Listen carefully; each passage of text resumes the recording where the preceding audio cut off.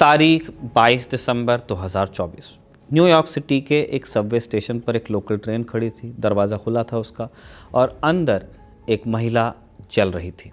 Train के बाहर एक पुलिस वाला खड़ा था, लेकिन वो मामले की गंभीरता को समझता नहीं दिखता। जब तक आग बुझाई जाती तब तक महिला की मौत हो चुकी थी।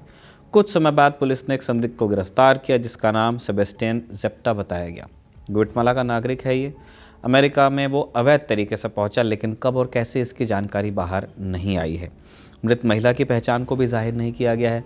मगर इस घटना ने अवैध प्रवासियों के मुद्दे पर फिर से बहस शुरू कर दी है। अमेरिका में एक धड़ा इसके ज़रिए प्रवासियों को निशाना बना रहा है। अमेरिका में महीने भर बाद डोनाल्ड ट्रंप राष्ट्रपति पद की शपथ लेने वाले हैं। ट्रंप और उनकी रिपब्लिकन पार्टी के नेताओं ने कई मौक़ों पर अवैध प्रवासियों को अपराध से जोड़ा है। इल्ज़ाम लगाए हैं कि अवैध प्रवासियों की वजह से अमेरिका रहने लायक नहीं रहा। न्यूयॉर्क की घटना उनके आरोपों को विस्तार देती नजर आती है। आज हम इसी मुद्दे पर विस्तार से बात करेंगे। नमस्ते, मैं हूं निखिल और आप राजदूत देख रहे हैं खबर गांव पर। पहले न्यूयॉर्क की घटना के बारे में आपको बेसिक्स बता देते हैं। 22 दिसंबर की सुबह एक लोकल ट्रेन कोनी आइलैंड स्टीलवेल एवेन्यू स्टेशन पर रुकी हुई थी।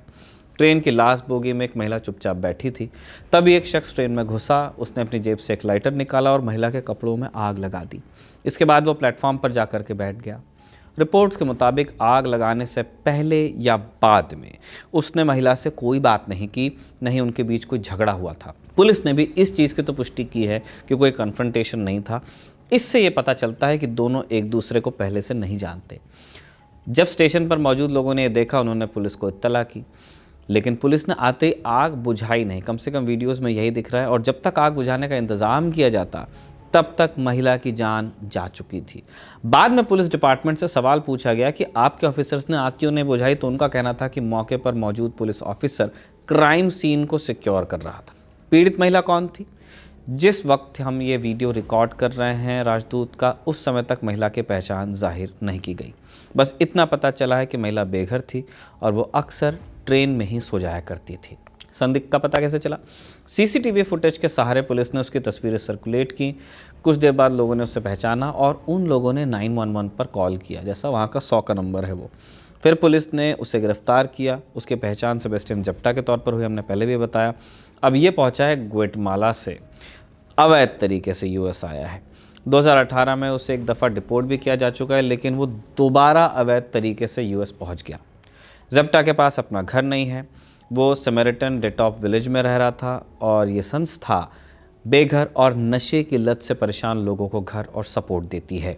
न्यूयॉर्क टाइम्स की रिपोर्ट के मुताबिक ज़ेप्टा पर आगजनी और हत्या का मुकदमा दर्ज किया गया है। 24 दिसंबर को अदालत में उसकी पेशी हुई और वहाँ से उसे हिरासत में भेज दिया गया। सुनवाई की अगली तारीख 27 दिसंबर की है। अब होने को ये क्राइम की एक आम घटना हो सकती थी, जिसमें एक पीड़ित थी, एक संदिग्ध आरोपी है जिसके ऊपर मुकदमा चलेगा। आरोप साबित हुए तो सज़ा सुना दी जाएगी। लेकिन कहानी इतनी सिंपल रह नहीं पाई है। वजह संदिग्ध की पहचान। सेबेस्टियन ज़ेप्टा एक अवैध प्रवासी है, इल्लीगल इमिग्रेंट, जिसे लेकर अमेरिका की राजनीति दो धड़ों में बटी हुई है। 2024 के राष्ट्रपति चुनाव में ये सबसे बड़े मुद्दों में से एक था। रिपब्लिकन पार्टी के उम्मीदवार डोनाल्ड ट्रंप ने अवैध प्रवासियों के खिलाफ एक लंबा कैंपेन चलाया। ट्रंप ने बिना सबूत, बिना आधार के कई अनर्गल दावे भी किए, जैसे प्रवासी लोग पालतू कुत्तों और बिल्लियों को मारकर खा रहे हैं, प्रवासी नौकरियां छीन रहे हैं, वो संसाधनों पर कब्जा कर रहे हैं, डेमोक्रेटिक पार्टी प्रवासियों से वोट दिलवा रही है और जो बाइडेन की सरकार में 13,000 हत्यारे अमेरिका में दाखिल हो गए, ये भी कहा। जबकि ये आंकड़ा मौजूदा समय में हत्या के आरोप में बंद कुल प्रवासियों का था। वो किसी भी सरकार के कार्यकाल में आए हो सकते थे। हो सकता है कुछ लोग ट्रंप के टाइम में आए हों। एक और सवाल अक्सर उठता है कि क्या प्रवासियों की वजह से अमेरिका में क्राइम बढ़ रहा है? ये भी एक मिथक है। आंकड़े बताते हैं कि प्रवासियों की तुलना में अमेरिका में पैदा हुए लोगों में अमेरिका में ज़्यादा अपराध करने की टेंडेंसी देखने को मिलती है। ये भी देखा गया कि जिन शहरों में अवैध प्रवासियों की संख्या बढ़ी, वहाँ क्राइम रेट घटा है। आपको अमेरिकी मीडिया में ऐसी कई रिपोर्ट्स मिल जाएंगी जिनमें प्रवासियों से जुड़े ट्रंप के दावों को फैक्ट चेक किया गया है। इसके बावजूद ट्रंप ने खुद में कोई सुधार नहीं किया, क्योंकि ये उनकी पॉलिटिक्स को सूट कर रहा था और वोटर्स इससे कन्विंस भी हो रहे थे। और आखिरकार इन्हीं सारी अनर्गल बातों को करते करते डोनाल्ड ट्रंप चुनाव जीत भी गए।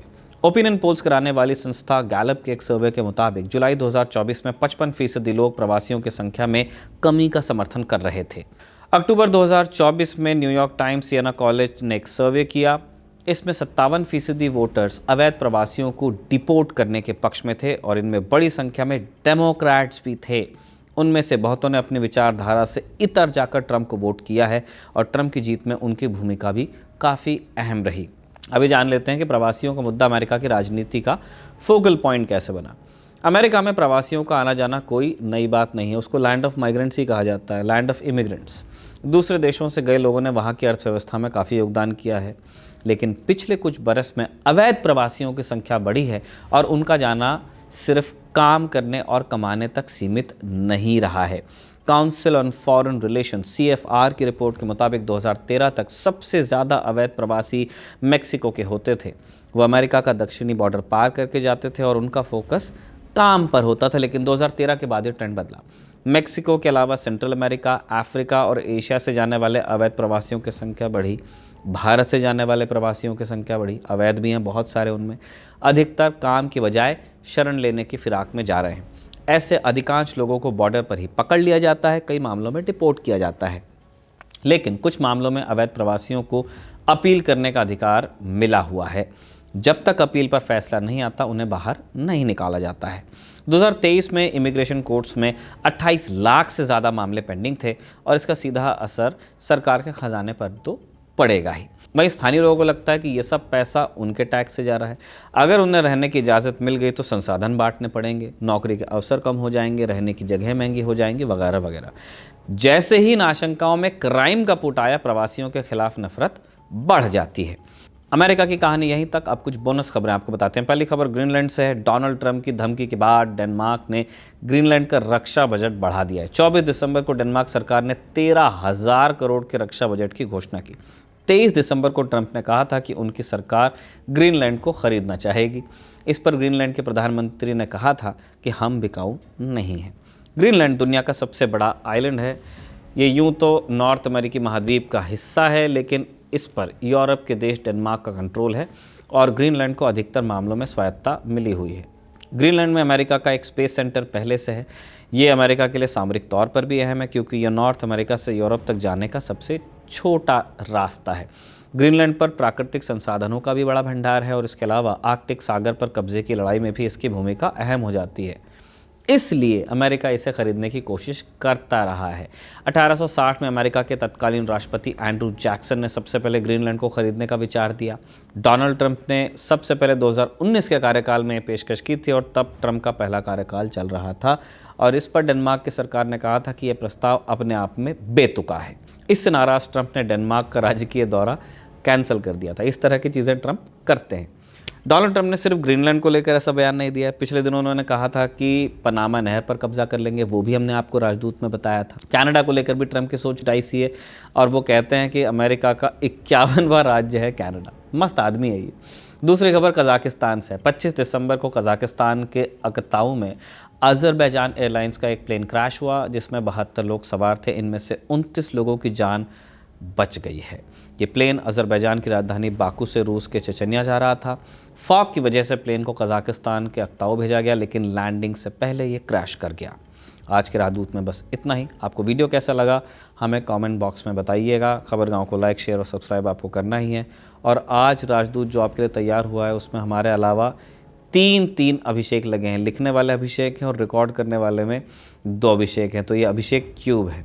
आपको ये प्रयोग कैसा लगता है उसके बारे में हमें बताते रहा कीजिए। कोई सुधार लगता है तो वो भी बताइए और देखते रहिए खबरगांव।